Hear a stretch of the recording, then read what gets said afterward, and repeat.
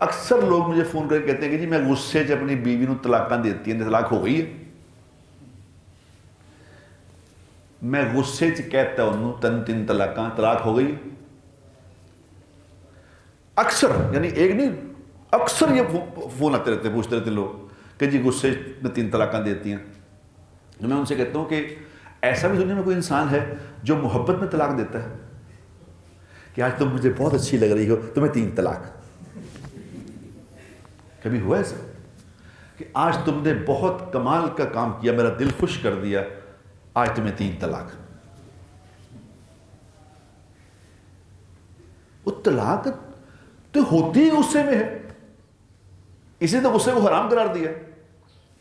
جب غصہ آئے، میں کہتا ہوں جب غصہ تمہیں آ جائے تو کہیں باہر دوڑ جایا کرو.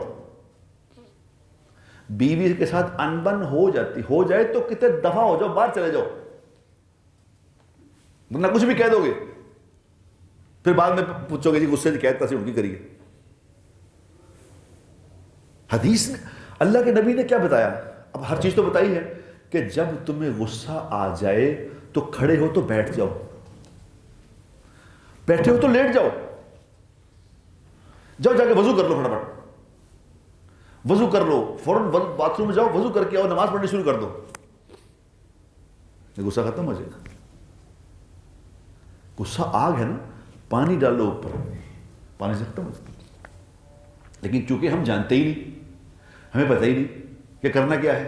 دین کے معاملے میں خدا کی قسم میں کھا کے کہتا ہوں آپ کو، دین کے معاملے میں ہماری جہالت کی کوئی حد ہی نہیں ہے، کوئی حد. بھئی دین میں سیکھوں کیوں؟ میرے سامنے اس کی کوئی اہمیت ہی نہیں. جس چیز کی اہمیت ہوگی اس پہ میں وقت ضائع کروں گا نا، اتنے وقت پر نہ. جس کی میرے پاس کوئی اہمیت ہی نہیں، میں نے کیوں سیکھنا اس کو؟